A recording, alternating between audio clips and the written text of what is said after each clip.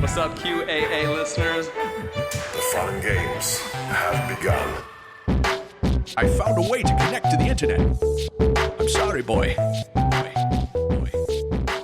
Welcome, listener, to Chapter 177 of the QAnon Anonymous podcast, the Clone Convoy to Congress episode. As always, we are your hosts, Jake Rockatansky, Annie Kelly, Liv Agar, Julian Fields, and Travis View. This week, we've got the entire crew together to explore a set of QAnon-related news stories. Our first big story is about Ron Watkins, now congressional candidate, and his recent rant at an Arizona school board meeting, where he screeched about communists and critical race theory, among other things. He has a partner with him, and they served documents to the people there. It's very weird. In that vein, we'll be speaking to Haley of Arizona Right Wing Watch, who attended Ron's very first political rally on February 1st in Prescott, Arizona. Our second story involves a whole bunch of Redpilled Canadian truckers forming a convoy and heading to Ottawa to confront Trudeau. Liv, I think you have some explaining to do for this home country of They're yours. making Canada great again. What else is there to say? They're importing great again via freight truck. But before we dive into all of these, Annie has prepared an appetizer of sorts. Boris Johnson may be a clone. And now I can say this because I don't live in the UK. Annie, are you in full agreement with this statement? I am, yeah. I'm coming to you guys with some pretty dark news. For years now, I've been giving you the impression that Boris Johnson is the Prime Minister of the UK, and I've recently learned that that is in fact misinformation. So I apologise for the part I played in spreading that. Whoa, this is an Yeah, about face. really. You've tainted the sanctity of this podcast. So it all began with the ongoing Westminster scandal in my country known as Partygate, where it was revealed that at various points over lockdown, number 10 Downing Street has been rocking out like it's 1999. This has naturally rocked the British public's world, as it speaks to the darkest anxiety at the heart of every Englishman, the fear that someone, somewhere, is having fun.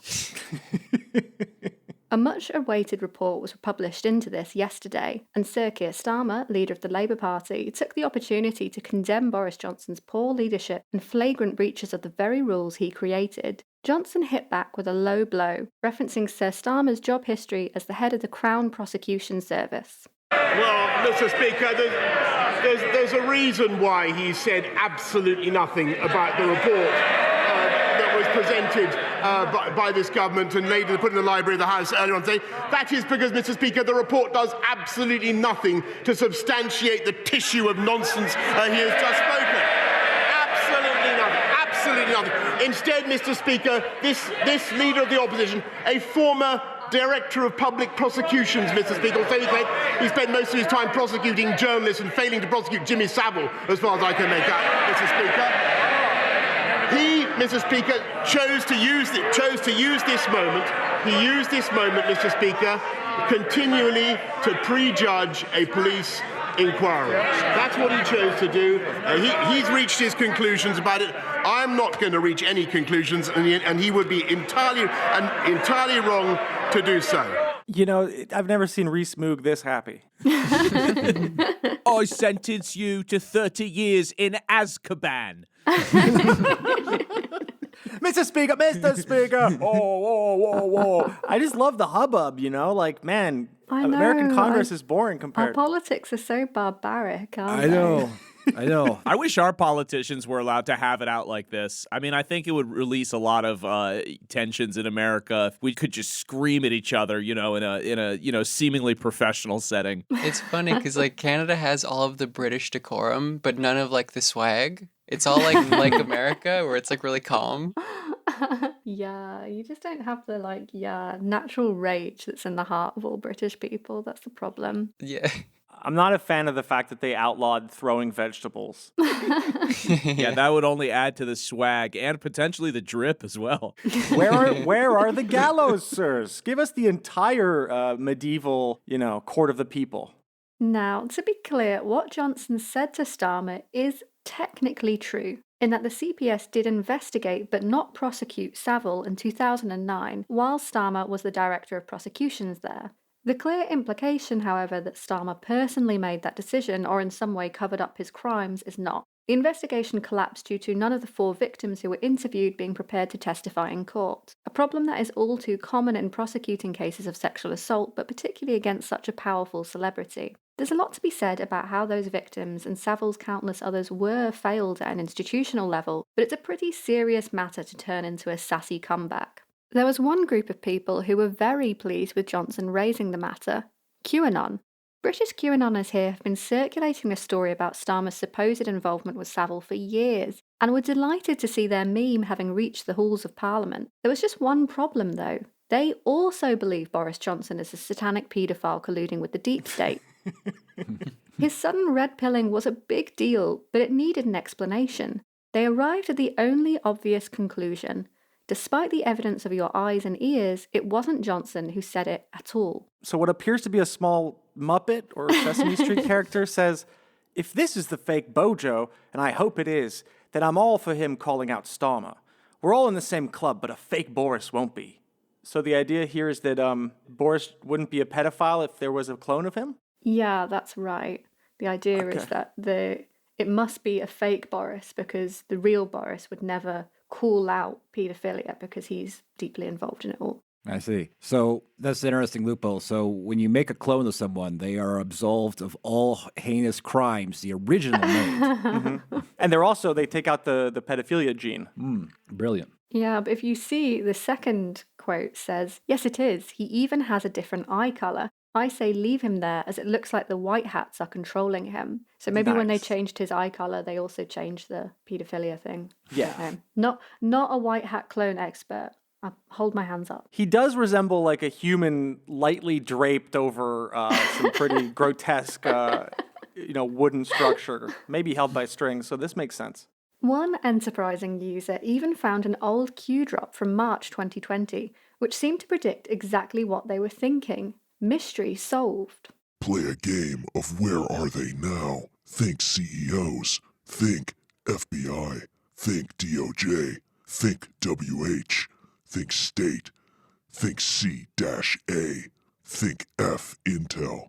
Think judge install. Think SC install. Think DOJ install. Think FBI install. Think CIA install. Think PMUK install. Think. The best is yet to come. Q. My God. So yeah, confirmed, Yeah. not the real Boris Johnson. At some point, he was replaced with a clone by the White Hats. I like it. They updated him like Windows 11. Eventually, he got a warning. He got a warning notice. It was time to update, and he made the cardinal mistake of clicking yes. Never let the new Boris Johnson rule too quickly because all of your drivers will break.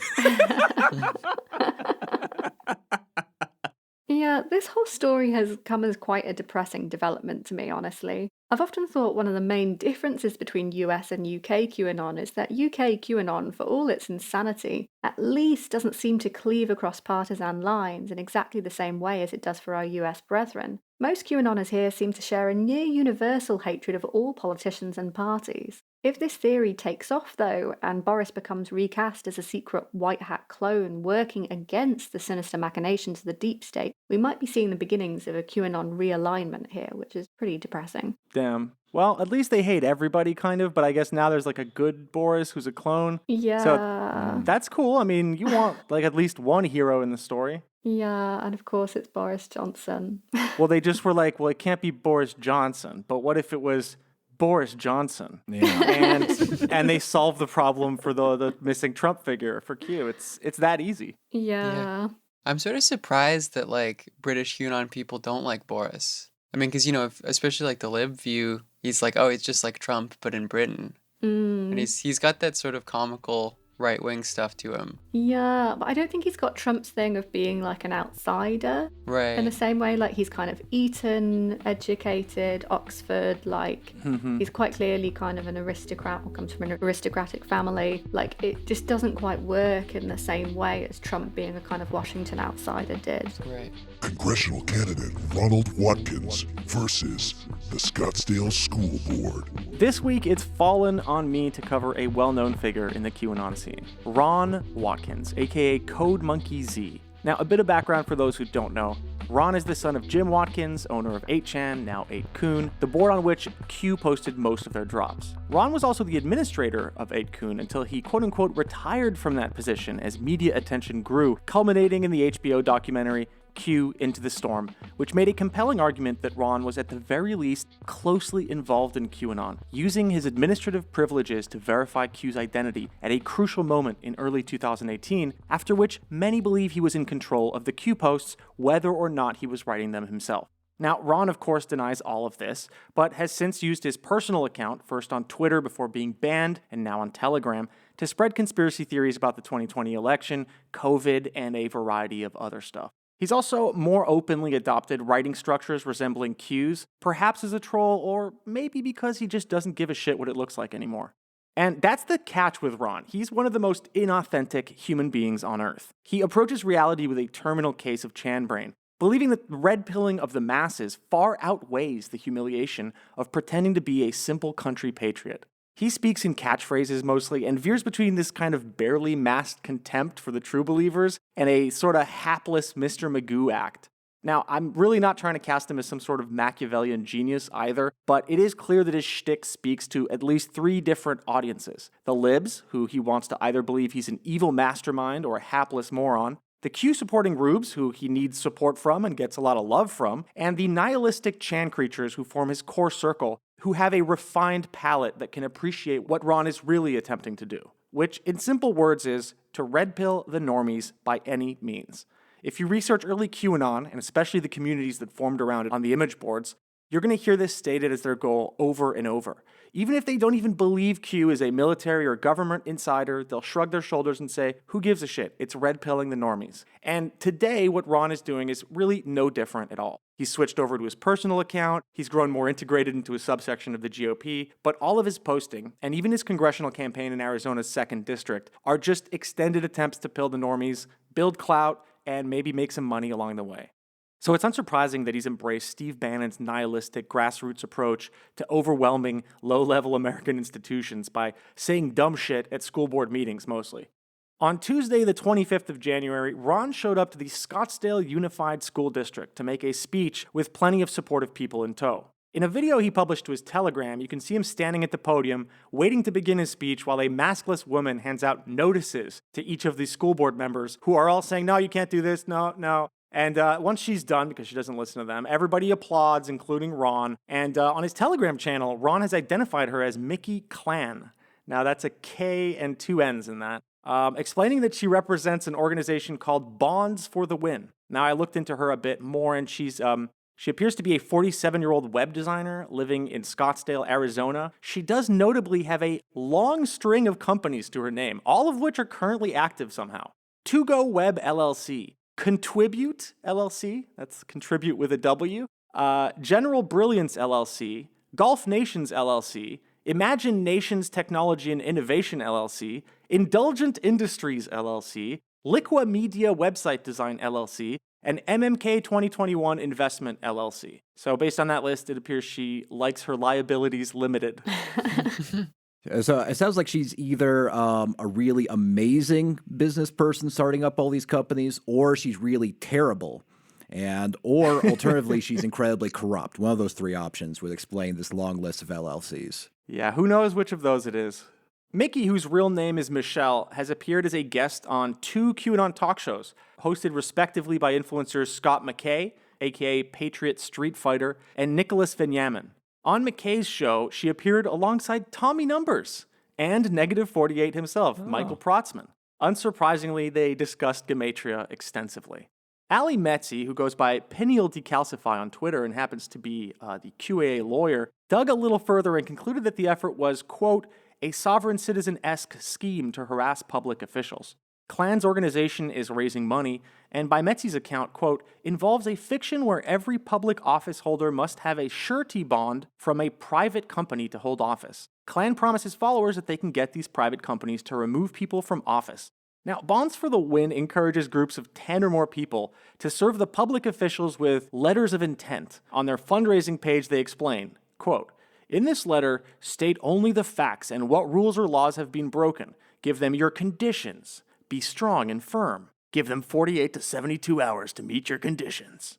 After this, these amateur Batman villains are told to, quote, file a claim against their bond. As Metzi points out, quote, the underlying promise of Klan's scheme is fake. She is lying to people when she says a probably imaginary surety bond company can remove someone from public office if people complain.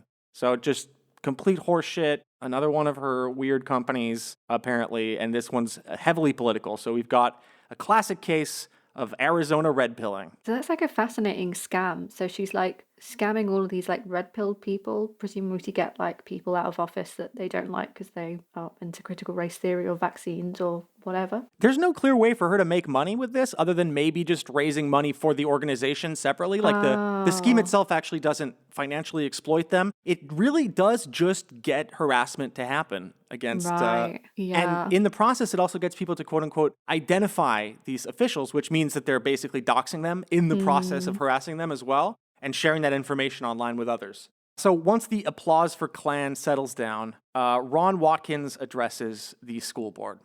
So here's his speech in its entirety. It's about 2 minutes long, and the second half is mostly just people yelling at him to stop while he talks. Tough crowd. Communism is encroaching on our country. Communist school boards are now indoctrinating our children with transsexual propaganda and teaching them to be racist against white people by teaching racist Biden's critical racist theory. I'm not white myself, but I've dealt with racism and understand how dangerous and misguided it is to teach our children to be racist. Teaching our vulnerable children to be racist and indoctrinating them with transsexual propaganda was not the intent of our founding fathers when they fought and sacrificed for our freedoms so many years ago. The communist creeps at our school boards are now taking our parental rights away by teaching our children that they can be vaccinated without parental consent. This is a blatant destruction of the family units with the goal of undermining our society from the ground up. Communism must not take hold. We must never comply with communist policies. I am Ron Watkins, running for Congress in Arizona's District Number 2. When I'm elected to office, I will be introducing legislation to stop the communist creeps at school boards around our beautiful state and country from enacting unconstitutional, tyrannical, liberty-destroying, anti-God policies. Without God, we have tyranny, and the tyranny can be seen right here and right now with the insane policies these creepy communist school boards are trying to enforce.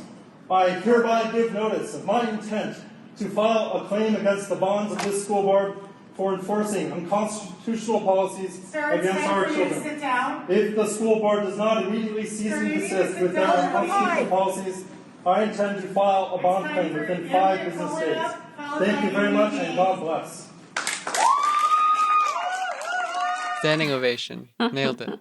I've never heard the transsexual propaganda part yet. That seems to be a new addition to his cornucopia of fucking awful beliefs that he's bitching about. Which is, of course, this podcast now. Yes. Well, it's been infiltrated, let's say, as communists would also infiltrate. That's true. So maybe he's right about our podcast, but he's not right about the school boards. In response to this, a school district spokesperson told Newsweek that Scottsdale Unified School District does not teach critical race theory as part of our approved curriculum, nor does it vaccinate students or determine what vaccinations are required for school enrollment. Assertions to the contrary are fabricated and are made in pursuit of a political agenda not designed to advance the educational objectives of the school district. But all of these facts are really just beside the point. For months now, Ron has been promoting conspiracy theories on Telegram and raising money for his political campaign. The school board meeting appearance and teaming up with this bonds company bullshit is just another PR opportunity for him, coming on the tail of a rather poor interview of Watkins conducted by CNN, during which none of his background was addressed and he presented himself as a legitimate political candidate. In recent weeks, Ron has appeared on multiple far-right shows, including those of David Clements, Jeffrey Peterson, not to be confused with Jeffrey Peterson, aka In the Matrix, on whose podcast he's also appeared, Conservative Daily with Joe Altman, and his own podcast that he runs with Tony Tiora called Nerve Center, I think, on which Watkins interviewed Dr. Vladimir Zelenko, a COVID misinformation idiot. So, obviously on offer, same trash as usual, election, COVID conspiracy theories, that kind of stuff, self-promotion. Since losing his Twitter account, Ron mostly communicates on Telegram, but he's also set up a couple websites, one in his own name and the other to collect funds for his campaign. His slogan there is, quote, fighting for God, freedom, and truth, no matter the consequence.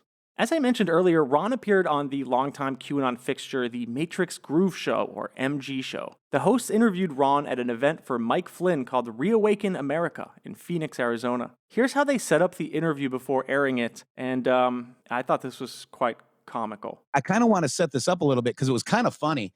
Because the same dude, what was that guy's name? What's his name, Shady? Oh my gosh, I forgot his name. Holland? Yes. So there's the Q into the storm, Kurt Hobeck guy following around Code Monkey Z. There he is right there. And Shady and I were like, hey, can we get a picture with you? And what did I do, Shady? I whispered into his ear. What did I say? Do you remember? He said, we just interviewed Q. Q. Man, so we kind of trolled him a little bit. There's Code Monkey right there. And boy, the conversation, Shady, that we had in the elevator and before and after the interview were quite epic. As you know, myself and Shady and many, many Anons have been digging on the Q research board on 8kun, and Code Monkey Z is the one that made that possible in order for Q to post. So, yeah, they're going up to Cullen and just whispering stuff into his ears.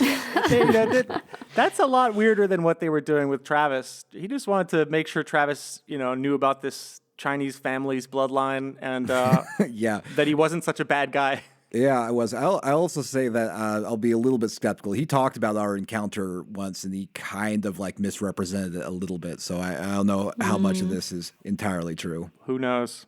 The interview is really quite tedious. In The Matrix, aka Jeffrey Peterson spends a good part of it showing off his baking skills to the sensei, but Ron does explain how he claims to have decided to run for Congress. So I was like a digital activist, right? Just doing work online, trying to figure out all this stuff, and we're just trying to dig up information and do the best we can to hold the politicians and the corrupt officials accountable. They need to be held accountable, and they're most under the law. Oh yeah, and they're most scared of the truth. So I dig and I find the truth and I bring it out, and I'm not scared to publish it. And I was finding all this crazy stuff that should be putting people in jail. Right. But nothing ever happened. The politicians just sit on their hands and nothing ever happens. So I figured, if they're not going to do it, then I might as well get in and do it myself. So it was about 6 months ago, I was thinking, what am I doing with myself? What am I doing with my time? And I had two people ask me on the same exact day. They're like, hey, Ron, what are you doing? What are you doing? What is the point of all this activism that you're doing? I was like, well, I don't really know. So I thought about it for 2 days, and I came to the conclusion, yeah, I have to run for office. It's not what I want to do, but it's what I need to do. What degree do you think of the awkwardness is a bit compared to just him being an awkward guy? He's actually quite a smooth guy, apparently, interpersonally. Right. He puts on this kind of deer in headlights act, and I think, the smiling, sometimes he just can't help himself. He's just trolling so fucking hard that he's smiling a bit. I think he also was told to smile because he's supposed to be a politician.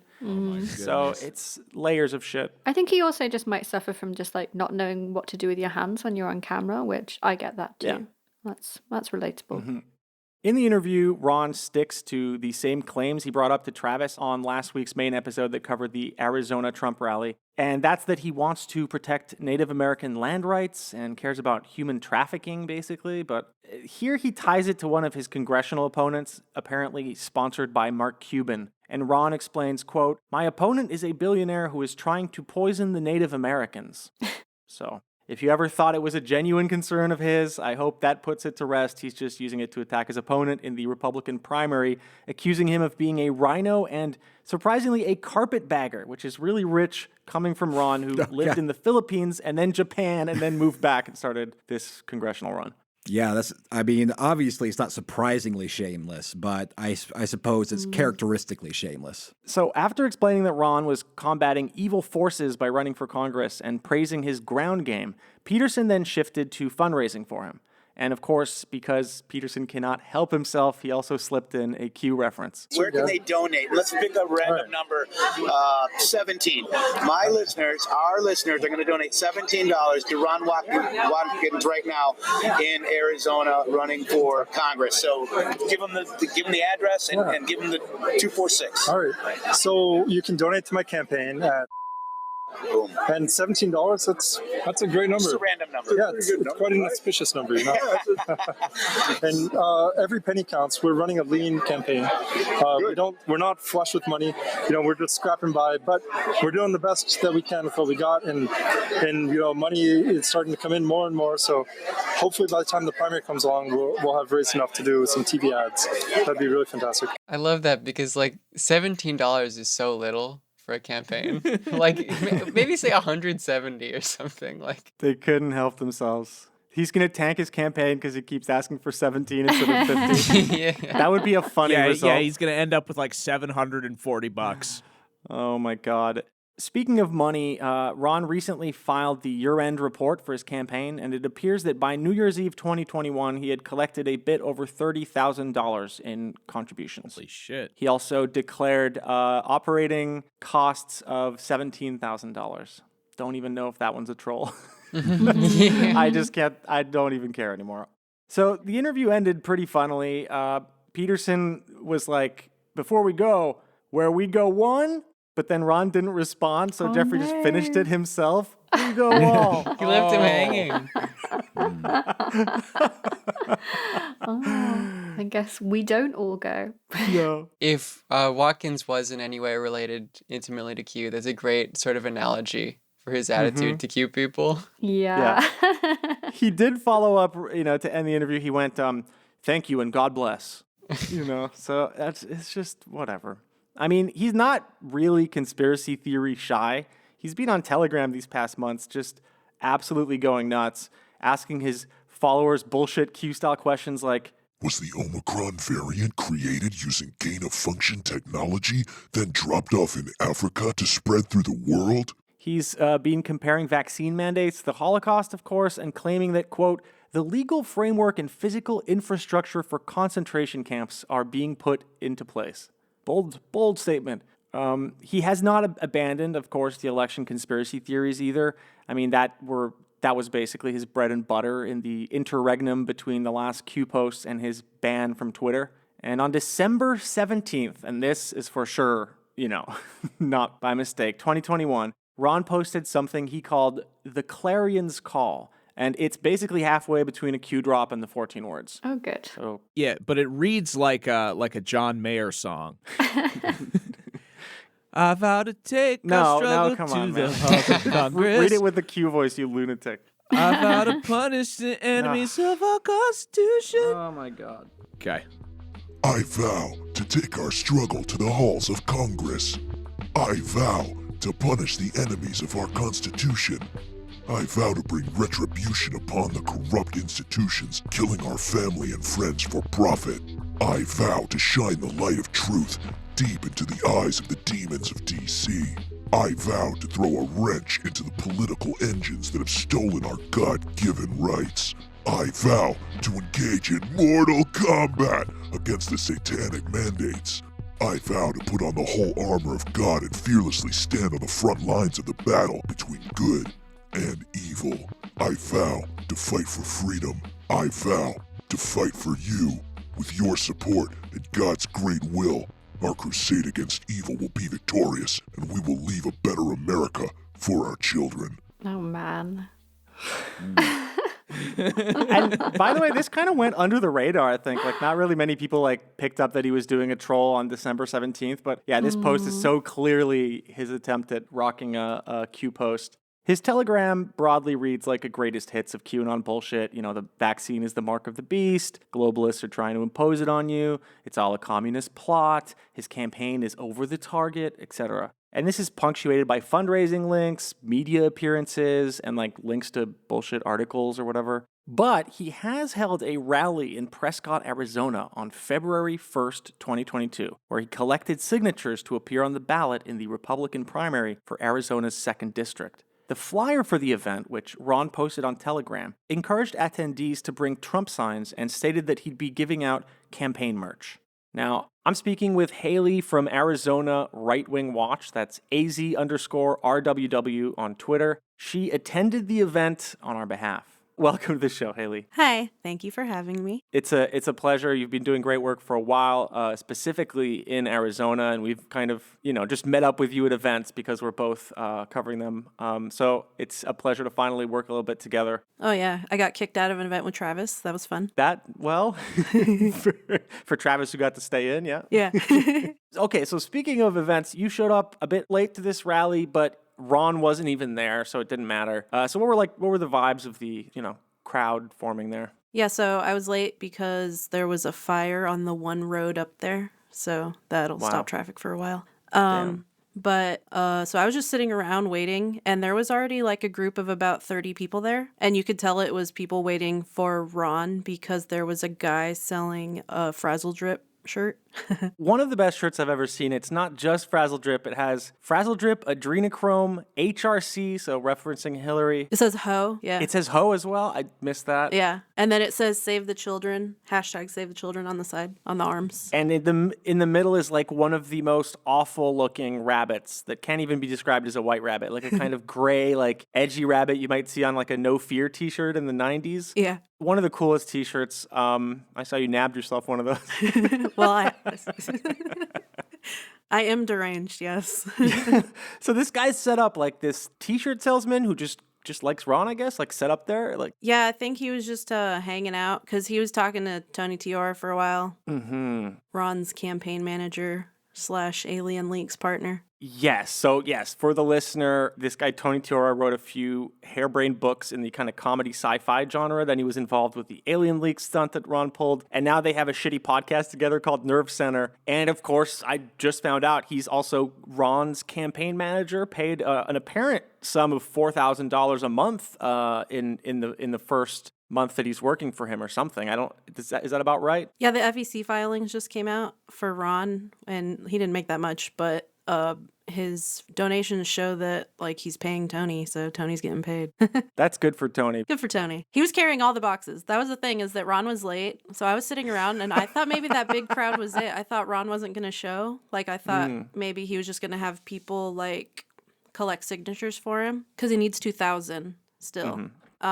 So I was just sitting around waiting, and I was like, maybe I'll just talk to some people. And then as soon as I started to get up to record that Ron Watkins for Congress truck that was driving next to me on the way up, he showed up. I saw him walking down the plaza, and I saw him. He was walking just cool Ron in his suit. Yeah. And Tony's carrying like 2 giant boxes of merch that they were handing out. Incredible. So Tony's earning the money. He's working. Oh, yeah, no, he's a hardworking man, and he seems that way. But this truck also, like, it's hard to just say, oh, it's a Let's Go Brandon, pro Ron Watkins truck. It is a white painted wood panel kind of drilled to the side of this truck, and it has been spray painted with, like, military stencils. In just black. It's very real DIY. Bare bones, and kind of spoke briefly, I guess, to the guy who was driving it, and he appeared to be just a supporter of Ron who'd driven there. Or... Yeah, he's from Phoenix. He's from Peoria, and he was at the Trump rally with that truck also. I didn't see him, and I didn't see Travis post about it, so... But, yeah, so he was there supporting Ron, and he drove all the way from Peoria to... just give his support. He's a big fan. There was 2 guys that seemed like they were pretty actual big fans of Ron, and then a lady who got a bunch of merch for her kids, and they were all running around in Ron hats. Oh, boy. Yeah, they were like little. Yeah, because Ron talked about his daughter briefly. Yeah, we're going to watch that footage, actually. Yeah. I think that was something that a few people in the press might have gotten wrong. They said, he's childless, he's going to the school district. Now, it's irrelevant. His child does not go to school there. Yeah.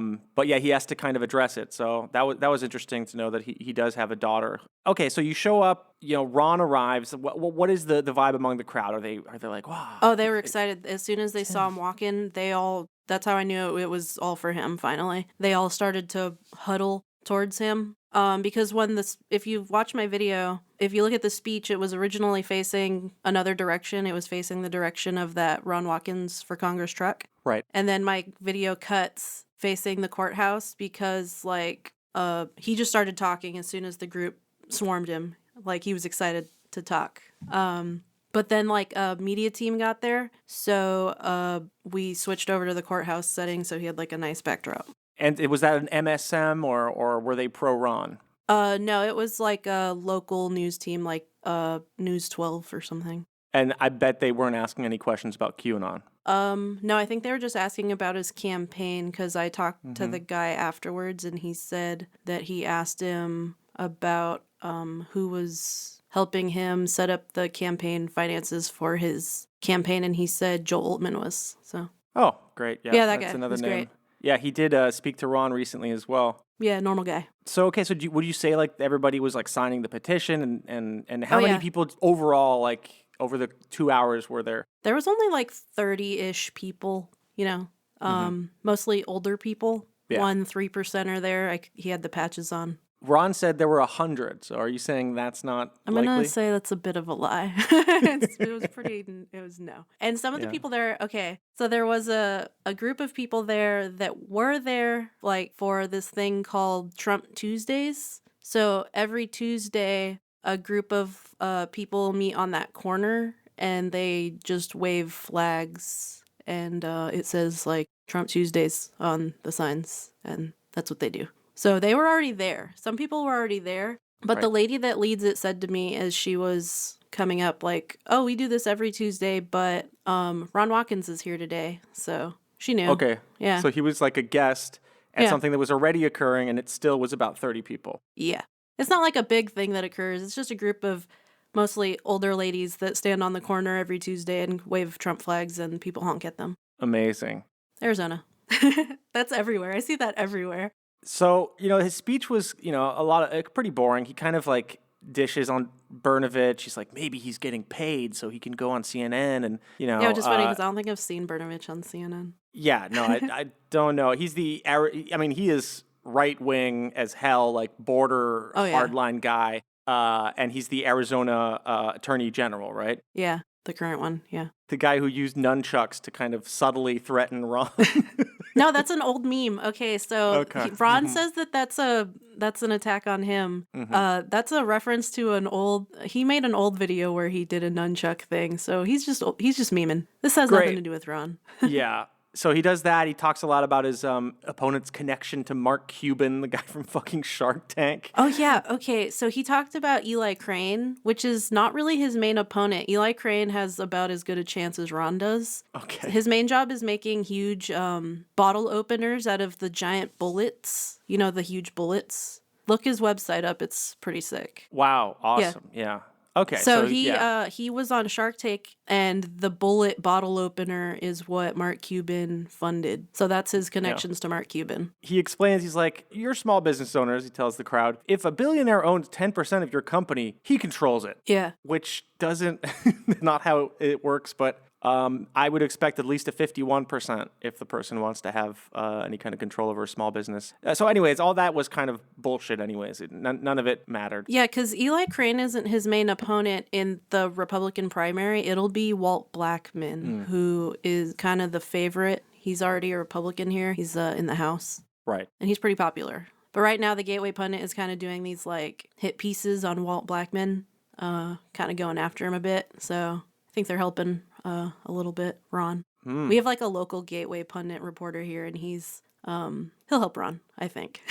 Was he there? Or? No, I thought he would be because I see him at all the like the Thrive Time event. He covered that. He's at all the like a bit more pilled events, you know. And another recent PR stunt is Ron Watkins' association with the Warrior Healing Center in Sierra Vista, Arizona. Yeah. He claims to have done an interview for NBC alongside the guy kind of running it, Colonel Tim Kirk. And actually, I wanted to kind of just dip into the part of the speech where he's talking about this, because it's quite comical, because Tony Tiora breaks in, like, totally unprompted to explain that Hey, Tony here. that Ron gave them some money. Ron, to be clear, gave this center an eighth of what he paid Tony for 1 month of work. So here they are. I learned a lot about the PTSD issue and the suicide issue, and that's actually so somber and so sad. But we have the great patriots like Colonel Kirk out there who are really doing a fantastic job for the veterans. And when I hate to interrupt, Ron. Yes, that's my campaign manager. Hi, Tony Tiore. Nice to meet you guys. Yes. So, Hey, Tony. Yesterday, so when we were talking with the Colonel, Tim Kirk, Ron was so like when he was there, he was just so shook up. He said it's so sad to have all these PTS deaths from suicides. We haven't raised a lot of money. We raised only over $30,000. And he said we take no dirty money, no lobbyist money. And Ron said, let's give these guys like $500 to help them out from the campaign. So he's giving our campaign money away. Well, I mean, we had to check the rules first, and the rules said it's okay. So, yeah.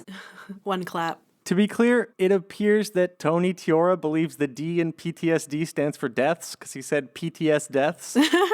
So, I mean, I love Tony Tiore because he's great. If Ron were to basically troll by associating himself with, maybe the biggest doofus, I mean, very strong Magoo energy with Tiore. And I just think it's clearly a troll. Like, the guy is incapable and he has no experience in any of this. I know. There's a very funny moment when he's like handing out the free shirts and hats and he's like, take as many as you want. I mean, you only get one, but he's great. He is so funny. He's like, but if you have family members, I guess maybe you can take a second one. Yeah. Unclear. Another thing that Ron addressed was the cyber symposium. So here he was talking about that. Now, my understanding is the hammer and scorecard stuff is real, but the data that we saw at the cyber symposium, I believe it was 30-some terabytes. There was just no way to go through and verify all 30 terabytes. It was just impossible with the amount of time we had and the stuff, the equipment that we had. But what I did see was there was some data in there related to elections. And there were PCAPs related to elections, and I looked at that and I confirmed, yes, these are PCAPs related to elections. But I was not able to confirm all 32 terabytes because it's just so much. And Mike Lindell is a great patriot, and I spoke with him a few days ago. I believe it was last week, and he said he was thinking about endorsing the campaign. I don't know if he will or not, but I surely hope he does. Better endorse the campaign. Come on, Ron. And I'll let you know, I took zero funds for that cyber symposium event. I did not ask for money. I did not accept any money. I did that as a volunteer. And I was on the red team, and there was a lot of stuff going on behind the scenes, and I helped out as much as I could with that. And in my opinion, the cyber symposium was a success. And I hope there's another one, and if there is, I hope they invite me back.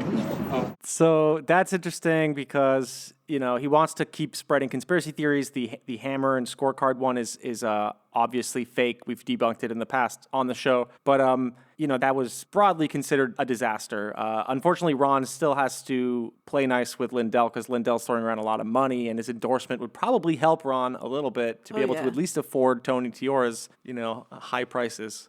And like I said, his main opponent is Walt Blackman, and he just came out and said he doesn't support decertification, which is their new thing. Mm-hmm. So, they could really kind of go after him on that, to stop the Steele crowd. Mm-hmm. There was also a moment where a man dressed in a bright print shirt of the American flag with a giant eagle asked Ron about the death of one of the people involved in the Arizona audit, a guy called Aaron Wagner. Yeah. Yeah, and this is interesting because I think it's a subtle... They're trying to make him into a Seth Rich. Yeah, there's some backstory on this that's interesting. Yeah, so let's listen to what he says first, and then you can tell us about that. Do you have any inside information on Aaron Wagner, who was working on the Arizona audit? So, I was friends with Aaron, and sadly he passed away a while back. My understanding is someone posted his death certificate. My understanding is he passed from COVID. The timing of his COVID death was, I believe it happened 2 or 3 days after he submitted these files to the Arizona Attorney General, Mark Brnovich. So, I mean, I'm not a conspiracy theorist, but the timing is Suspicious. suspicious, At best. but the death certificate said COVID-19, so my understanding is he died from COVID. So it's like he definitely wants his cake and to eat it too. Like, no, this is definitely suspicious death, but also like the death certificate says COVID, so I believe it's that. Yeah, so Ron posted about this in the past, the death of Aaron Wagner, who was not actually part of the audit. He was just kind of friends with people who were like pushing the audit. We the People Alliance, Arizona. Okay. He was kind of involved with that group, and I think he got COVID in the wave when Cyber Ninjas got COVID. There was the big the report was delayed because Cyber Ninjas and a bunch of the team got COVID because he died shortly after that. And he did die of COVID. He was a pretty hefty guy. He was not vaccinated. Mm-hmm. And when that conspiracy first started, when they first started to claim that Brnovich basically killed them, some of the people that were in the like pro audit side got mad that there was conspiracies starting to be formed about their friend because he was a guy that was active in the audit scene. So they were the ones, like people in the Telegram chats, in like those AZ audit Telegram chats, were the ones that were disputing what Ron was saying and posting his death certificate and saying like it was wrong of him to make conspiracies about their friend. Wow, that's sad. Yeah. So Aaron Wagner died of COVID. Yep. It says it on his death certificate. It's a fact. His family accepts that he died of COVID. Like, this is a conspiracy about him. And they're claiming that Brnovich had him killed, had him bumped off after he presented some evidence about the audit. So Incredible. yeah. Another bullshit claim from Ron is that he cares about native tribes, which compose a segment of the district he's running in. Yeah. So here he is answering a woman's question about this. Are you going to meet with the tribal leaders? I plan to meet with tribal leaders, yes. I put some feelers out and I'm trying to meet, right now I'm trying to meet with the Navajo Nation, and we know the president of the Navajo Nation is like a fierce Democrat. He was actually out there, campaigning for HR 1, the Democrat, steal the federal control of the state elections. It's terrible. So I have a feeling that he's not going to be talking to me. So I'm going to be talking with the actual elders of the community. I'm reaching out to the code talkers out there, and I'm trying to set up a meeting with the code talkers out in the Navajo Nations. And I've also put feelers out into the other tribal areas, and I've not yet met with any leaders out there, but I plan to over the next few months. So, just to be clear, the code talkers that Ron is referencing are a group of Navajo that use the Navajo language to help the American military keep their messages safe from spying during World War II. Out of 400 men that participated, the AARP said in August 2021 that only 4 of them were still alive. Of those 4, 2 are in Arizona, and they're aged 92 and 101.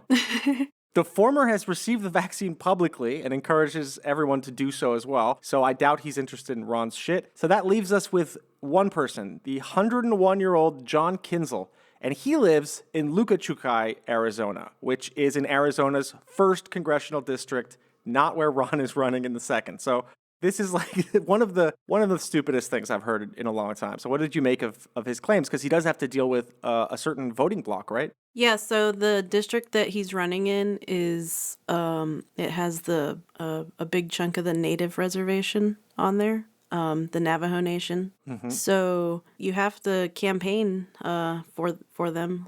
They're a pretty big voting block in that part of the state of Arizona.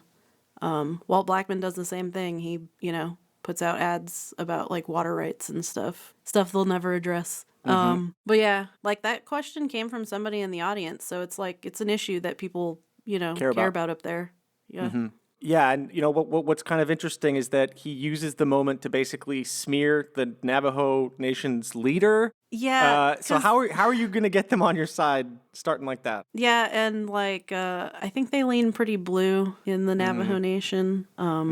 And he's attacking them for supporting voting rights. It's yeah, of course they support voting rights. It's harder to vote on the reservations. Of course they want better access to voting, I mean, it really feels like him just, using Code Talker is him being like, well, I'm going to be appealing to the good World War II era Native Americans, of which there is none of them relevant to his district. But it's sad. Like it's obviously, the Navajo people in that district deserve better by far than this bullshit. So there was like this really weird point where like an older woman, no doubt part of that kind of Trump Tuesday thing, she asks Ron a question, but she's very quiet. So here he is repeating it for the crowd. Her question was, how am I going to resist lobbyist money once I get into Congress? And how am I going to resist women once I get into Congress?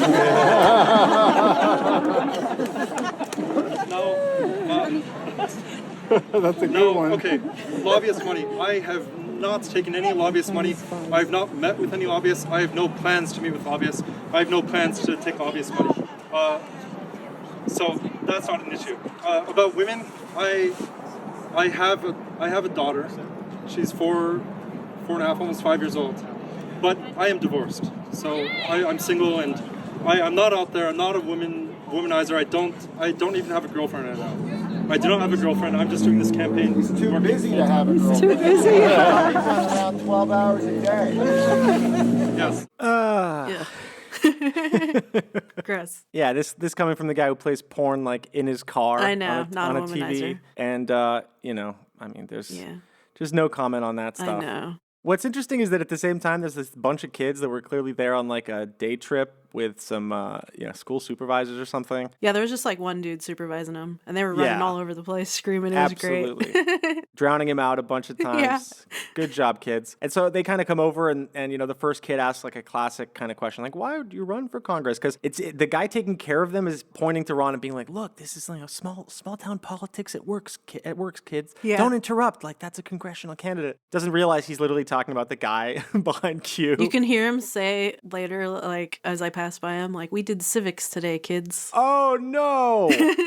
But then once, like, the second kid, who's a bit older, is like, what party are you representing? He's like, I'm Republican, I support Trump. And then all the kids start just streaming away, like, immediately after. Yeah. Ron asks a young girl if she wants a picture, and she just stands there frozen and then eventually leaves. It was just so, I don't know, you spent like 2 hours at this thing. I mean, what was your feel, and was there anything else you wanted to talk about that happened? Yeah, it was just like that group of like 30-ish people like hanging out the whole time, just listening to what Ron had to say. They were clearly fans. Like, everybody wanted a photo with Ron. It was more like a Ron photo op meetup, you know? Mm-hmm. And they just had his petition there to sign it. But it's just like 30 people. Not that many. Yeah, so you think he got about 30 signatures there? Yeah. Damn. Probably walked around the area and got another 10, but nothing impressive. He needs 2,000 at least. And they need more than that because they check the signatures. So who knows if he'll even make it on the ballot. I'm sure they'll do more of these, but... Yeah, he mentions kind of sticking around Prescott and doing more of these towards the end there. Because I saw him at the Trump rally, and like him and his a different guy in a Code Monkey shirt were like telling people to vote for him for Congress, but they didn't have clipboards or anything, so they're not very organized. Yeah, no, it doesn't seem that way. Like the Trump rally would have been the best place to do it. Yeah, and maybe he will. I don't know but yeah, especially the Arizona one. Yeah, it almost feels like he's running as a troll.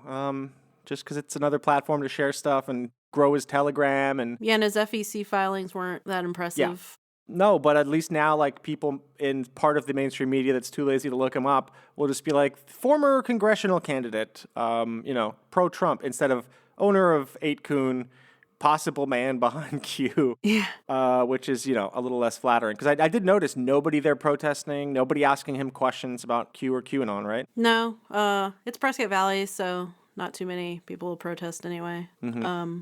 Pretty MAGA country. Mm-hmm. I mean, they have Trump Tuesdays. Yeah, I'm more of a Wings Wednesday guy, but damn. And so it just kind of dissolved after a while? Like, what happened? Yeah, so he gave his speech, took the questions, and everybody just kind of signed his stuff, took the free hats and shirts, and left. The news team stuck around and was asking him questions, and so I took off. There we go. Not with a bang, but with a whimper. Yeah. So, yeah, thanks so much for attending this, Haley. Where can people follow you and check out your work? You can just find me on Twitter at Arizona Right Wing Watch. That's AZ_RWW. I write for Left Coast now, Left Coast Right Watch now, so you should support them too. Go check it out, folks. So, yeah, thanks so much again for speaking to me today, Haley. Oh yeah, thank you for having me. It's just like, it's exhausting to watch. I don't know what else to say other than that. Yeah, it's just the sad like drippings of a troll sort of leaking out of the pages of the internet, and it doesn't quite work as well like out in the real world. You know, it's like when the Toons escape from Toontown and like they're sort of in the 3D world and they look kind of weird and things go wrong, and I don't know. It's just it's unsettling, and honestly I'm just kind of bored of Ron Watkins' antics. Do you think he does he have actual political ambitions, or is this just like all self-promotion? Do you think it's just about like keeping his name in the kind of headlines, so to speak? It could be both. Yeah, it could be, I don't know. I really don't think he has like really, core values that he really believes in besides himself. Yeah. I think he does have core values, and they are red pill the normies. Eventually, it's an anti-Semitic red pill for him. It's very much, we're going to change America, to secure our children's future kind of stuff. And communists, like anti-trans stuff, communist panic stuff, like that's what he wants. That's what him and his dad want. Yeah, they want to take the bullshit that they, joke about or talk about in the halls of the 8chan offices and deliver it on a mass scale. I mean, I could see it also as a sort of like a Trump 2016 thing where he's doing it to kind of raise his sort of profile without actually really wanting to actually have to do the job. And I mean, if history is any indicator, that means he'll most likely get elected, and then we'll have somebody who A, doesn't want to be there, B, whose moral compass is completely corrupt, and C, whose sole purpose is to radicalize the normies. The better question is, why the fuck is Vincent Fusca running for Congress? That's more mysterious to me than Ron's shitty mind. To continue the legacy of the Kennedys, obviously. Yes, Travis, I think you're right. It would be great to have another Kennedy back in Congress. I love the idea that he is JFK Jr., but he hasn't revealed it. Like he's running for Congress on his cover name. Yeah. I mean, he's going to have he doesn't want to benefit from nepotism. It's like when Nick Cage changed his last name. He can't bang his way through D-list GOP circuits once he's officially, the president. I mean, that's gonna be a Bill Clinton level scandal. Yeah, I think he's probably smarter than we give him credit for, and he's realizing that, the sort of JFK Jr. persona doesn't really match too well with a hat and balloon shop. Or getting blowjobs in a van pasted with Trump decals. So I think maybe in his head he's like, well, if I'm actually in Congress, then the JFK, the sort of JFK Jr. thing will go a lot further because I'll actually be a politician as opposed to just a lowly hat, balloon, and cotton candy merchant outside the rallies. Canadian Convoy, Highway to Heaven. A small minority of Canadian truck drivers have protested new mandates requiring any trucker crossing the border into America to be vaccinated. They vowed to truck across Canada to the country's capital, Ottawa, and protest the federal government directly. While only 500 or so truckers actually joined the movement as it was making its way across Canada, their arrival in Ottawa has sparked a fairly large protest in our capital. Not about the cross-country vaccine mandate, but about mandates and lockdowns in general.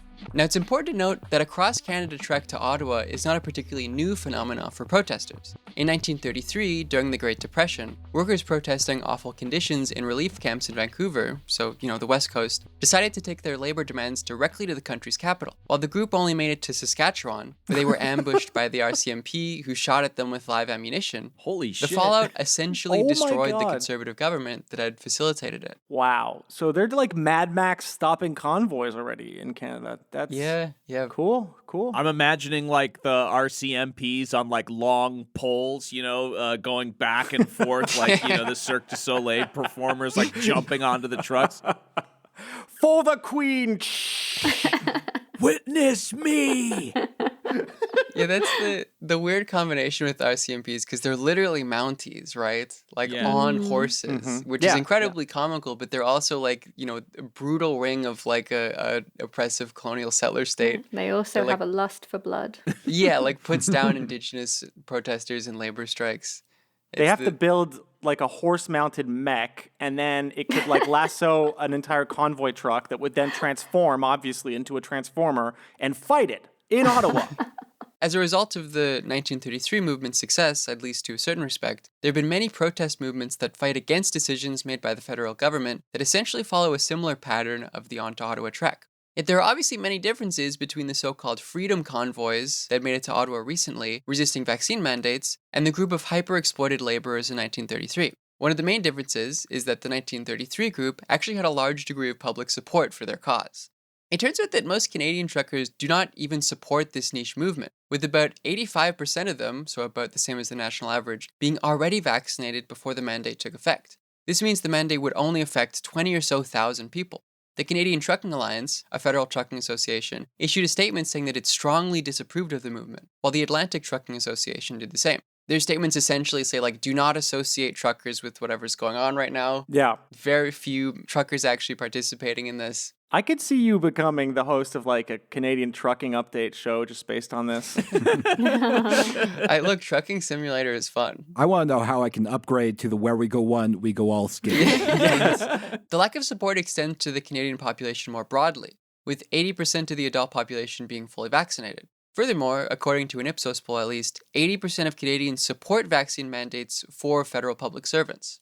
There was also another poll recently that showed that about 25% of the general population specifically supported this movement, although that poll was before they reached Ottawa and the protests happened in Ottawa, which is a different story that we'll get to in a second. Given the lack of public support, the ongoing protest that the Freedom Convoy sparked in Ottawa has drawn in a group of people that are not particularly good at optics. As an example, there was a statue of Terry Fox, who, if you don't know, is a national hero who ran across Canada to raise funds for cancer research, being desecrated with a Mandate Freedom sign being placed in his hand. Oh no, I've actually participated in a Terry Fox run with my school. This is bad. Bad truckers. Yeah, anyone who's grown up in Canada has had to, run around their school every year. That's right. Absolutely. He's your Forrest Gump. The protesters in Ottawa also supposedly desecrated the National War Memorial and the Tomb of the Unknown Soldier in a similar manner. I believe one of them peed on the war monument, which that's a mistake. Haunted for life. There is no vengeful spirit like the unknown soldier. Everybody knows this. It costs nothing not to pee on the Tomb of the Unknown Soldier. I mean, come on. Methinks based. Julian. Yeah. If I speak, I am in big trouble. So you hear it here. We're censoring Liv by making me say it. The protest in Ottawa that has been sparked by the truckers arriving in the city has been going on for a few days now, so from January 29th to at least February 1st. And according to Ottawa Police, has about 10,000 people participating in it. Essentially everyone I know in Ottawa is genuinely terrified of leaving their homes for fear of, anti-maskers, white supremacists harassing them. These protesters have, besides defacing a few statues, done things such as forcing a homeless shelter to give them food, where they justify it by saying technically they don't have a home in Ottawa, so they are homeless. That was their public justification. Man. Wow, so they realized the importance of social services. Interesting. Yeah. Some of them have been donning Nazi and Confederate flags, blocking a large degree of traffic in the city center. And the police response to these protests has been quite tame, especially when considering the amount of violence that the police used when Indigenous protesters blocked a small fraction of the traffic that these anti-vaccine protesters have been doing within Ottawa. The crackdown was quite brutal. There was a quote-unquote solidarity protest in Alberta that I believe is still ongoing that is essentially blocking one of the main arteries between Alberta and America. I didn't include the video because it's not very telling, but you look at the cops essentially just being very friendly with the protesters. Where when Indigenous people do that, they're brutally sort of cracked down upon. Yeah, we don't even need to look at the larger protest movement that the Freedom Convoy inspired to find some extremely bad guys. So it's not as if this movement simply began with, a few okay truckers who had bad opinions on the vaccine and expanded into fringe groups. The initial organization of the Convoy of Truckers was quite connected to Wexit and the Albertan Yellow Vest copycat movement. Here's a clip of Patrick King, an organizer of the Albertan Yellow Vest movement and an individual who is listed on the Facebook page for the Freedom Convoy as a crucial organizer for it. Now, what it is the part of the depopulation. And a lot of people don't understand what that means. And what there is there's an end game. It's called depopulation of the Caucasian race, or the Anglo-Saxon. And that's what the goal is to depopulate the Anglo-Saxon race. Because they are the ones with the strongest bloodlines. Oh. And we'll leave it at that because then we get into a whole different topic. But it's a depopulation of race. Oh, yeah. That's what they want to do. I've spoken before about how we have Ahmed Ahmadinejad, or Mahmed. I can't say their names very well because I don't have the dialect that they do, but we have Mahmoud Ahmadinejad, who states that what the fuck? No matter what, we are going to infiltrate governments, education systems. We're going to infiltrate every way possible into the Western world. What we're going to do is not only infiltrate by flooding with refugees, we're going to infiltrate the education systems to manipulate it to endorse this kind of behavior. This kind of behavior then endorses less procreation.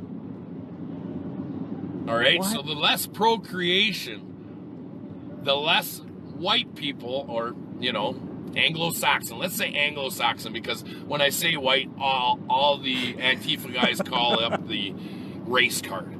So we're going to call ourselves Anglo-Saxon. Okay? Incredible. This Anglo-Saxon is way better. Oh, All those that's Antifa guys are genius. like, whoa, Yeah. Anglo-Saxon, I don't know what that means. I want to call him racist so badly, but I can't because he said Anglo-Saxon and not white. Yeah, right. So true. Very considerate of him. And why is he worried about, I mean, you're basically parroting like Nazi rhetoric here. Why are you worried about what Antifa's going to say about you? Yeah. I don't know. He's doing like sovereign citizen stuff for racism. Yes. Like, Hey, bud, look, I'm in the middle of a race war, but I really don't want the Antifa guys coming after me on the internet, Gotta look out for optics there, bud. Also, finally, a Canadian identifies the true enemy to Canada, the president of Iran. The former president, who's not been president for like that's 7 right. years when this was being recorded. That is so good. He's like, what's the only Arab name I remember from the news? He's just like, that Mahmed, that Mahmoud. Hey, listen, I don't know any of the dialect. Does he think Arabic is like a dialect, or Farsi is like a dialect of English? That accent, that they have over there. I can't pronounce his name, but I do know he's plotting to make white people less horny. He doesn't want you to fuck. He keeps appearing in my dreams and wagging his finger while I'm trying to get it on. Every time two white people have sex, Ahmadinejad is crying in heaven. Yeah.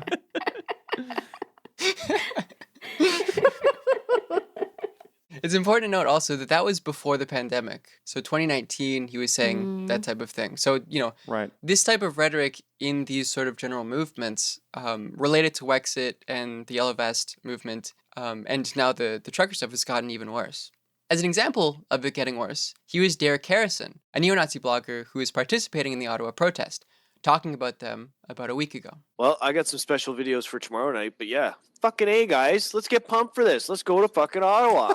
I want to see one of those truckers. I wouldn't prize, not none of our guys, obviously, but I would like to see our own January 6th event. See some of those truckers plow right through that 16-foot wall. None of us, of course. I just like to see it. There's going to come a point in time where you're going to look back and be like, you're telling your children, like, were you there on this day? I was there. Canadian history. And Well, this that's true, though. day I you mean, wouldn't be there. Dude, when he said not us, he then took a half-smoked cigarette and relit it. You cannot invent Canada. I love it. Fucking A, guys. Let's go Fucking do the A. beer hall push. Let's go to jail. Well, not us, not us, but like I'd love to watch that shit on TV. I love that too because like how stupid you have to be to look at January 6th and be like, that's what we need for our movement. It's something like that. Yeah, it's like, you know what? I'm looking around, buds, and you know what? I see a lot of patriots still free on the streets and not locked up in jail. It's also important to note that this Derek Harrison guy is not particularly niche insofar as Maxime Bernier, the head of the growing anti-vax, anti-immigrant far-right party, has gone on a show a few months ago. Oh, man. Wow. Those of you who don't know, Bernier is the leader of the People's Party of Canada, or PPC, which is a very new party, only registering for the 2019 and 2021 elections, that is growing rapidly in popularity. In the 2019 election, they gained 294,000 votes, so about 1.6% of the total. But in 2021, they had 840,000 votes, so up to 4.49%. While they have not gained a single seat, because that requires like a majority or a plurality in a district, and therefore have no power in government, their rise to prominence is still quite unprecedented for a party. Their party platform is explicitly anti-immigrant, anti-LGBT, anti-lockdown, and many of the candidates they ran in the last election explicitly endorsed white supremacist talking points like the Great Replacement and, believe absurd anti-vax theories such as that 5G causes coronavirus, that the mandates are an attempt to accomplish a great reset, and also that if you retain your semen, you become more powerful. Yeah, I love that guy. Which is the best one, yeah. He's powerful. He's right about that, honestly. Yeah. He's the guy where semen retention warriors came from in my vocabulary. Right. That's a powerful phrase. It is. You know what you have to do to become powerful enough to make that phrase? Retain your semen. Retain. Absolutely. Maxime Bernier openly supports the so-called Freedom Convoys, speaking at an event on the 29th of January and criticizing O'Toole, the real name of the leader of the Conservative Party. So, official opposition to Justin Trudeau's Liberal Party, for not showing up to meet with the protesters. Mm-hmm. Now, O'Toole and the Conservative Party more broadly have been stuck between a rock and a hard place in terms of appealing to their rapidly splitting voter base. The majority of Conservative voters being quote-unquote respectable Conservatives, who love civility and abhor the fact that the People's Party of Canada is saying the quiet part out loud. This group is generally not fond of Trump and uses Trump's rise to power in the South as a reason for why Canada is better than America. Then there's the increasingly radicalized group who want a Canadian Donald Trump. These people are tired of liberal governance and critique it in the same way that Trump supporters down south hate Hillary Clinton and now Biden. This more radicalized group is entirely plugged into the far-right American media sphere, repeating the same conspiracy talking points that are analyzed on this podcast by Americans. Great Reset, 5G causes COVID, the Liberal Party are pedophiles and Satan worshippers, etc. Mm-hmm. This radicalized group is getting larger, pulling in more and more from the quote-unquote respectable conservative group as well as from elsewhere. A lot of Green Party hippies are essentially going into People's Party of Canada now. Wow. O'Toole realizes that in order to win, he cannot alienate either of these two ostensibly opposed groups, which explains why O'Toole's statements about the so-called Freedom Convoy have been so difficult to pin down. As I mentioned before, the more radical right-wing PPC leader, Bernier, condemned O'Toole for initially not wanting to meet with the Freedom Convoy when it got to the capital city of Ottawa. On January 24th, O'Toole condemned the Freedom Convoy, saying that vaccinated truckers are essential for the Canadian economy during a time of crisis. Several of your MPs have tweeted out support for the convoy. One of them saying that he felt the Prime Minister had a vendetta against people who were unvaccinated. Do you support the convoy, its goals, its objectives, even though the Canadian Trucking Alliance says it could be disruptive? And to follow, again, repeat Louis' question, will you meet with them when they come to Ottawa? We've been talking to the Canadian Truckers Alliance, Glenn, for several months. We've seen a crisis in the supply chain coming for several months, and we've proposed policies to try and help alleviate that. The most important of which is vaccines. And we encourage everyone to get vaccinated and to get boosted. And how can we use those tools alongside the other tools to make sure that we don't see shortages on grocery store shelves? Because here's the reality. When there's a shortage of products, the costs go up. And Canadians are already 60% worried about paying their grocery bill. So we can't have policies that make that even worse, and we can't raise taxes. So that's what we've been advocating for responsibly the last few months, Glenn, is to try and tackle the supply chain crisis, encourage vaccination, not ignore problems and divide the country like Mr. Trudeau does. You didn't answer my question about Yes, I did, Glenn. You didn't say whether you Vaccines are a critical tool. You didn't say whether you meet and with them. we need you didn't say what, to make sure we keep store shelves maybe you full. can answer in response to my next question, sir. You can say whether you meet with them. That's why last week, Glenn, when the policy of the federal government for less than 24 hours reversed on the situation with trucking, the government was floating whether they could actually change their policy to address the supply chain shortage, and they decided not to. I've always said getting vaccination levels up, but also using rapid tests and other tools to make sure products get to store shelves, that's what a government needs to do, and that's what we'll continue to advocate for. My follow-up question is about the supply chain. One of your MPs tweeted out a photograph purporting to be empty grocery store shelves in Canada. Turns out was actually from the UK several years ago. When things like that happen, does that undermine your party's credibility on this issue? Well, we've been talking about shortages for some time. So has the Canadian Chamber of Commerce. We've been sent photos from people's stores, and people have been anecdotally saying it. I've seen a bit of it myself. Wow, slippery little eel. Oh yeah, he's the definition of O'Toole responding to stuff is like having to navigate those two support groups and just like being slippery, basically. That's tough. I feel bad for him. Oh, it's an impossible circle to square, which is really funny. And speaking of him being slippery, a few days later, on the 27th, so that clip was on the 24th, O'Toole released an ad condemning the bilateral vaccine mandate. Do you know what vegetables grow really well at minus 30? None of them. Canada is a trading nation. If you own it, a trucker delivered it. You probably noticed some empty shelves at your grocery store. That's because Justin Trudeau put in place a mandate that all truckers entering this country, either Canadian or American, have to be fully vaccinated. If Trudeau's attack on truckers is allowed to continue, tens of thousands will be unable to work. And more than that, grocery prices will become even more expensive while fruit and vegetables rot in American warehouses unable to get to Canada.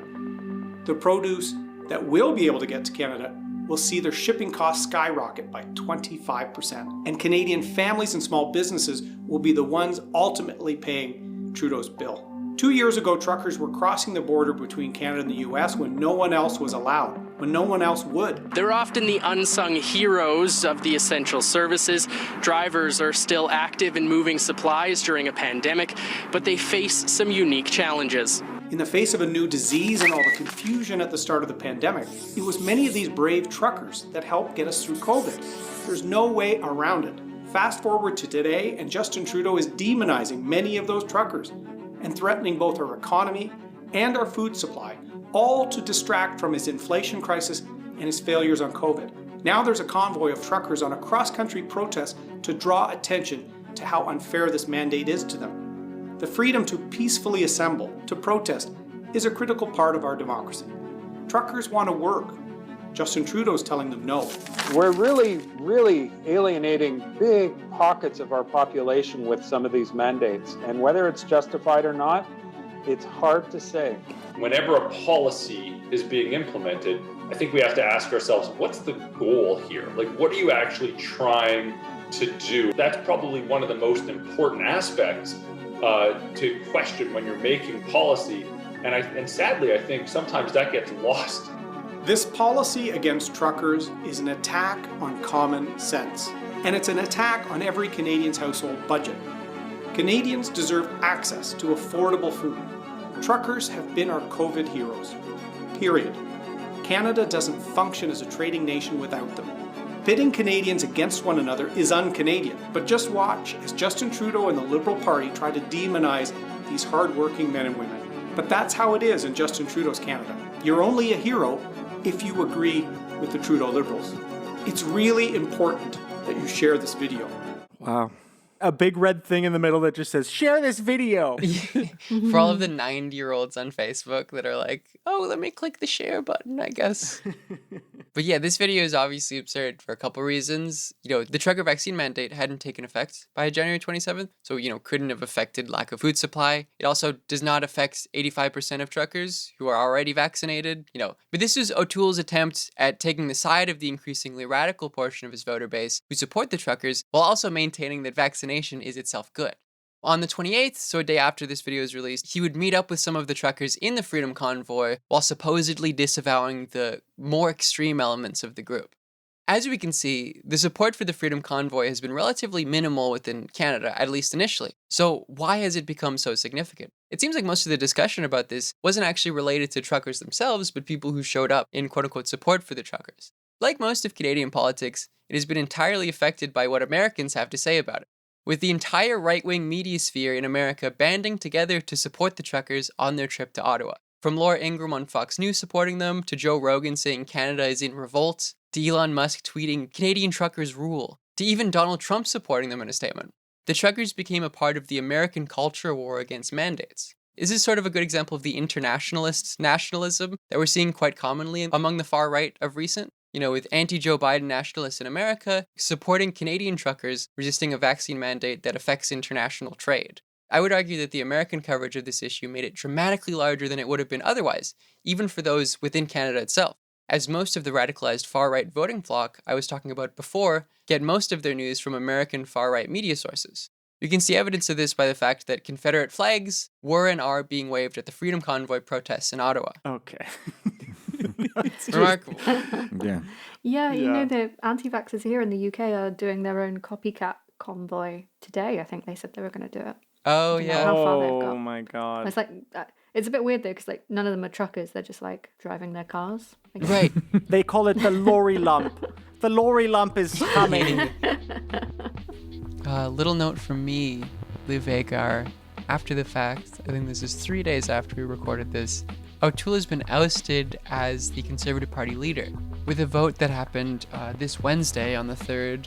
With 118 members of Parliament voting, 73 of them voted to replace him, and so he is gone. He submitted his formal resignation, and it is effective immediately. So he fucked up so bad on this one, he basically got cooed. So we'll see that the future of the Conservative Party will probably look closer to Trump's Republican Party in a couple years. That's pretty much what Conservative MPs are basically telling us here, is that O'Toole is too much of a pussy and is unable to take a side on these types of issues because of his party splitting. Basically just pretending that the split isn't happening and trying to mend an irreconcilable difference. Anyways, back to the recording. Well, thank you so much, Liv. I know that your opinion, obviously, of the truckers is very low right now, but could I present to you an American guy who goes by Marine Rapper that might change your mind with his music, specifically the song called Freedom Convoy, Absolutely. which I insist on playing because it changed my mind.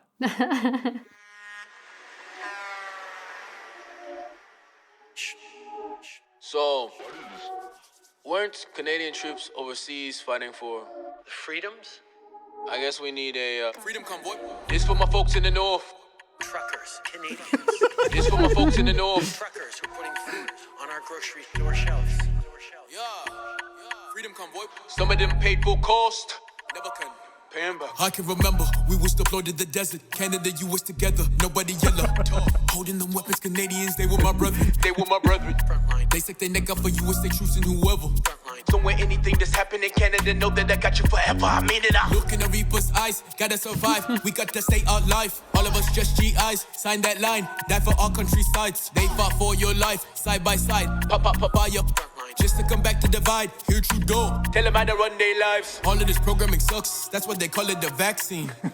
Tell them enough is enough, government has been so taxing. Freedom convoy with the trucks, nothing but Canada flag scene. That's not true. Deploy with the guns, the beach, and Now why is this last thing? Soldiers I never forget, still got the popular side of my chest. This for Canadian troopers who left, fight for your freedom till I lose my breath. Boxing, they getting the check, how you the dog and they shooting the vet. How are you sick when they boost and inject? Trudeau is the same as Biden in US. That's a beautiful song about international cooperation. That's right. I also like how he's just like, oh yeah, Canadian soldiers fought with me, so therefore I support anything Canadians do now. I remember, with my Canadian brethren creating Crossfire on a man and his daughter going to the market. And they were eliminated with extreme prejudice. So these truckers are good, folks. We did the Highway of Death together. What what bad could they do? Yeah. I've been in helicopters with Canadian brethren looking down and dropping shit. Yeah, look, he was driving through the 6 with his trucks. Nice. My God. That's so dumb. Yeah. Also, this rap song Thank is you, a Jake. complete ripoff of the designer song Panda. You know, the Black Six Phantom. Why does it look like a panda? You know that song, you guys? It's like basically the same exact flow. So, man, stop ripping off designer. This is like evil Pop Smoke. Maybe you and Liv's podcast is going to be cool. Now I can see some kind of crossover. Me and tastes. Liv's podcast is gonna be bigger than Chapo. It's one self-aware millennial of his faults and a Gen Zer explaining why those faults suck. I mean, who doesn't want to listen to that? Thank you for listening to another episode of the QAnon Anonymous podcast. You can go to patreon.com/QAnon Anonymous and subscribe for $5 a month to get a whole second episode every week, plus access to our entire archive of premium episodes. When you sub, you help us stay advertising free and editorially independent. And Annie has her own podcast. It's called Vaccine, the Human Story. You can go find that where all good podcasts are served and, of course, on YouTube. It's fantastic stuff. And you can also follow her at Annie KNK on Twitter. Liv also has a podcast. It's the Liv Agar podcast, AGAR. You can search for that. And, it's a mix of philosophy and, I'm assuming, transsexual propaganda. Of course, always. Every single episode. Pure uncut transsexual propaganda. You can follow her on Twitch and Twitter, Liv Agar. For everything else, we have a website, QAnonAnonymous.com. Listener, until next week, may the deep dish bless you and keep you. I'm sure that was better on recording than in the call. We'll see.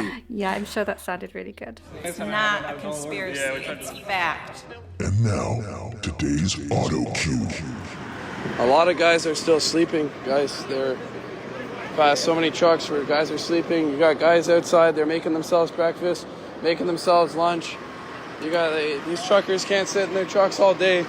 They do need to get out, they do need to stretch their legs.